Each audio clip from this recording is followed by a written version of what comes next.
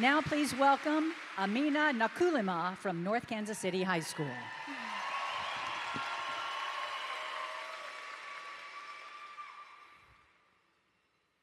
There's an important thing that I have learned from all of my English teachers. Sometimes the best of stories have the most unlikely of beginnings. My story begins when I was 5 years old. I walked into Ravenwood Elementary through my kindergarten classroom doors, yes, or better said, awkwardly hid behind my mother's steps and met my teacher, Miss Odell. In the bright doorway of her classroom, I stepped out from behind my mom and saw Miss Odell as she held her dark blue pen and wrote my name down on the attendance sheet, thus launching me and 14 other wide-eyed kindergarteners on a new, daunting journey. This journey, though, was especially daunting for me. As you know, within all great stories, there exist challenges. Challenges that test our character, that force us to overcome our weaknesses and to ultimately triumph. In my case, my challenge was none other than the big, terrible school lunch line. Its long claws of students that stretched across the cafeteria, its tall open mouth where steam and hot trays were ejected like a macabre machine, pushed me away from the very thought of approaching this beast. I felt like a lost little girl in a storybook fighting against a violent dragon who also served chicken nuggets. While other kids would go home after school and watch TV, spend time with their friends, or play outside, I got to participate in my least favorite game with my dad, the lunch line. I would spend countless afternoons practicing waiting in line, grabbing my fake lunch tray and typing in my lunch number into the pretend keypad just to build up the confidence to conquer this beast. My problem was so bad that my parents and grandparents would race up to school before my lunch period if I ever forgot my lunchbox at home. Although this challenge seemed quite ridiculous, it represented something deeper for me. I was debilitatingly shy. I'd be the last person to raise my hand and the very first to stop talking. My body would freeze, and my voice would become as quiet as the steps that I would take through the hallways. My pencils would shake in my hands, and my worries pressured me back into my seat. They forced me away from the lunch line. That was my story, and I thought that was it. It was only me who was going to fight my dragon. But do you know what's funny about a story?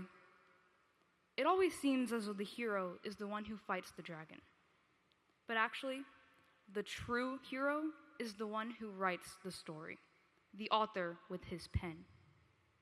In many great works, it is the smallest of actions that the author writes that completely changes a story's trajectory. These small actions are what makes the peasant become a prince, a child become a scholar, a rainy day become one full of promise. Just like at school, a heartfelt greeting, a genuine "how are you?" a few minutes spent explaining a concept to a student for just a bit longer. These small actions, ones that you would do without even thinking, without even remembering, are the very catalysts of this change. And they're remembered by us students. They become our story. These small actions became my story. At North Kansas City High School, my story is written by every smile and kind word from Mr. Bernie the bus driver on the morning ride to school. It is written with every passing joke with Miss Taylor, which was typically about my history teacher, Mr. Laswell, and I hate to publicly admit this, but I really did like his class. My story is written by Miss Yoder's motivational words before a big orchestra performance. And every time my teachers, Mr. Wynn and Mrs. Rainey, offered me their help during their plan time. My story is written with every after-class conversation I've had with my literature teacher, Miss Durrell. It is written with every "you've got this" from Dr. McSparron before heading to a student exchange club meeting. It is written with every time Mr. McCullough would bring treats to a cross-country practice after a hard run, and every time my biology teacher, Mr. Gomez Gonzalez, would add joy to my day with a funny anecdote or a conversation in Spanish. And when my teacher, Mr. Miller, always made sure to take the time out of his day to check in on me. At Antioch Middle School, my story was written by my math teacher, Mrs. Latcham, who has the amazing power, yes, to remember students' names long after they have left her class. My story is written with every cafeteria conversation I have had with the lovely Miss Manny Eckerly. At Ravenwood Elementary, my story is written by my second grade teacher, Mrs. Edinger, who made everyone in the classroom feel like a family. So much so that she looped with us for another year. At Clardy Elementary, my story is written by my fourth grade teacher, Mrs. Montague, who showed incredible kindness to each and every one of us in her class. My story is written by my amazing mother, Miss Angela Nakoulima, an Eastgate 6th grade center counselor who has always been there for me and who is a testament to all the incredible work our North Kansas City School District counselors do every day.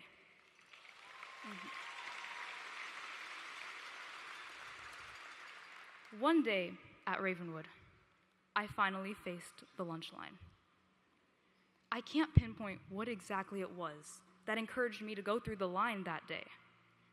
Maybe it was Miss Shaney and Miss Shelley's smiles at me that morning, Coach Rule's fist bump to me after PE, or Miss D's words of encouragement during art class that day.